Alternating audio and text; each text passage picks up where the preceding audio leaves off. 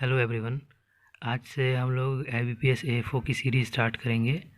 तो AFO का जो इम्पॉर्टेंट डेट्स है AFO से रिलेटेड जो 23 में होने वाला है वो कुछ इस प्रकार है कि इनका प्री का एग्ज़ाम ये लोग 31 या 30 दिसंबर को शेड्यूल्ड है। फिर मेंस का एग्ज़ाम जो है वो 28 जनवरी को है और इंटरव्यू आप इसी हिसाब से मान लीजिए कि 1 मार्च तक हो जाता है और नोटिफिकेशन जो एक्सपेक्टेड है ये अगस्त एंड तक आ जाएगी। और IBPS अपना डेट कभी चेंज नहीं करता है, ये फिक्स्ड है, इसी डेट पे एग्ज़ाम्स होंगे हमारे। तो हम लोगों को इसके अकॉर्डिंग ही प्रिपेयर करना होगा। चलिए अब देखते हैं कि प्री में हमारा क्या आता है, कौन कौन से सब्जेक्ट आते हैं, कितना वेटेज रहता है मार्क्स का। प्री में सबसे पहला जो सब्जेक्ट है वो इंग्लिश लैंग्वेज है, दूसरा है रीजनिंग और तीसरा है क्वांट्स। इंग्लिश लैंग्वेज के 50 क्वेश्चन आते हैं, 25 मार्क्स का रहता है, मतलब हाफ मार्क्स का एक क्वेश्चन होता है और हाफ मार्क्स के हिसाब से ये 25 क्वेश्चन है, 40 मिनट्स अलॉट किए जाते हैं। सिमिलरली रीजनिंग में 50 क्वेश्चन आते हैं 50 मार्क्स के, इसमें 1 मार्क्स का एक क्वेश्चन है। और फिर क्वांट्स में 50 क्वेश्चन आते हैं 50 मार्क्स के। तो इनको हम टोटल करेंगे तो 50-50 ये 150 क्वेश्चन हो गए और 25-50-50 करेंगे तो ये 125 मार्क्स हो गए हमारे, और टोटल 120 मिनट का टेस्ट होता है। ठीक है, तो ये प्रीलिम्स का एग्ज़ाम का हमारा पैटर्न है, ऐसे क्वेश्चन आते हैं एग्ज़ाम में।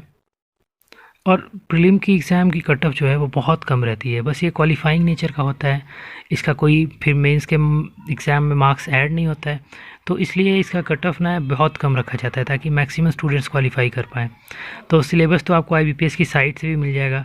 अब मैं आपको ये बताऊँगा कि ये एग्ज़ाम को क्रैक करने के लिए, प्रीलिम्स को पास करने के लिए आपको कौन कौन से सब्जेक्ट, मतलब सब्जेक्ट तो इंग्लिश और रीजनिंग और क्वांट्स हैं ही, इन तीनों को पढ़ना है और इसमें टॉपिक्स कौन कौन से कवर करेंगे तो आपका ये एग्ज़ाम कवर हो जाएगा। बस मैं वो इम्पॉर्टेंट और इजी टॉपिक्स के बारे में बात करूँगा। सबसे पहले हम इंग्लिश का लेते हैं, इसका 25 मार्क्स का रहता है और सेक्शनल कट ऑफ में आप देखेंगे तो इसमें 5.6 या 5.7 मार्क्स ही रहता है इसका सेक्शनल कट ऑफ। तो इसमें सबसे पहले रूल्स ऑफ ग्रामर हम कर लेंगे, टेंस कर लेंगे, रीडिंग कॉम्प्रिहेंशन से 5 क्वेश्चन एकदम फिक्स्ड है, आएगा। फिर एरर डिटेक्शन करेंगे, वर्ड स्वैपिंग बहुत आसान आती है, नरेशन आता है जिसको डायरेक्ट स्पीच और इनडायरेक्ट स्पीच में कन्वर्ट करना रहता है। फिर वॉइस आता है, एक्टिव वॉइस और पैसिव वॉइस। बस तो इतना हम 6-7 टॉपिक कर लेंगे ना तो हमारा कट ऑफ जो है वो क्लियर हो जाएगा। क्योंकि ये क्वालिफाइंग एग्ज़ाम है तो हमारा टारगेट बस कट ऑफ क्लियर पे होना चाहिए, बाकी का हम एग्ज़ाम एफर्ट अपना मेंस के एग्ज़ाम पे देंगे तो वो ज़्यादा बेटर रहेगा हमारे लिए।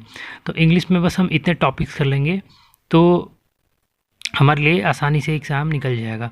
अब ये हम करेंगे कहाँ से, तो इसके लिए आप फॉलो कर सकते हैं यूट्यूब पे निमिषा बंसल मैम को, या फिर साक्षी पावा मैम को, या फिर रानी मैम को।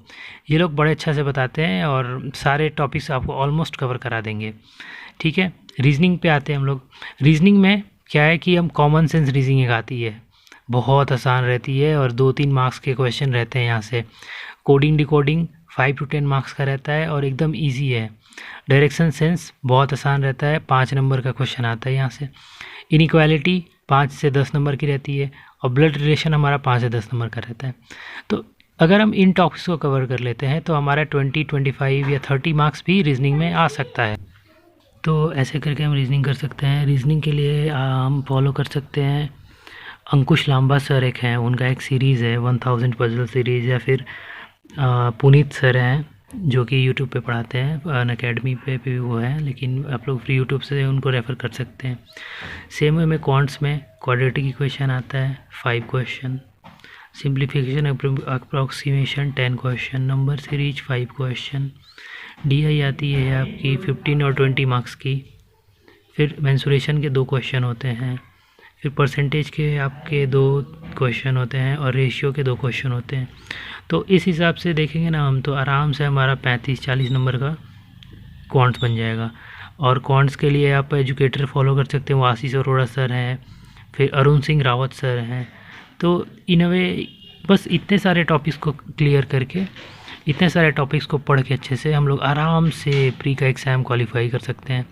मैंने खुद ही अब 2 बार IBPS का AFO का प्री निकाला है, ऑल्दो मैं फाइनल मेरिट लिस्ट तक नहीं बना पाया, लेकिन मेरा एक्सपीरियंस है 2 साल का, तो उसी के हिसाब से मैं आपके साथ शेयर कर रहा हूँ अपने एक्सपीरियंस के बेस पे, कि आप बस इन सब टॉपिक्स को करके ही आप प्री क्वालिफाई कर सकते हैं। मैंने बस इतनी सारी टॉपिक्स ही की थी, और जो कि हम देखते हैं कि एग्रीकल्चर वालों को थोड़ी इंग्लिश में प्रॉब्लम होती है, थोड़ी क्वांट्स में प्रॉब्लम होती है, तो ये सब सारी टॉपिक्स जो हैं वो बहुत आसान हैं, और आप एग्ज़ाम में प्रॉपर टाइम भी रहता है, 40 मिनट्स रहता है। अगर 40 मिनट्स में आप 8 टॉपिक्स कर लेते हैं तो सही है।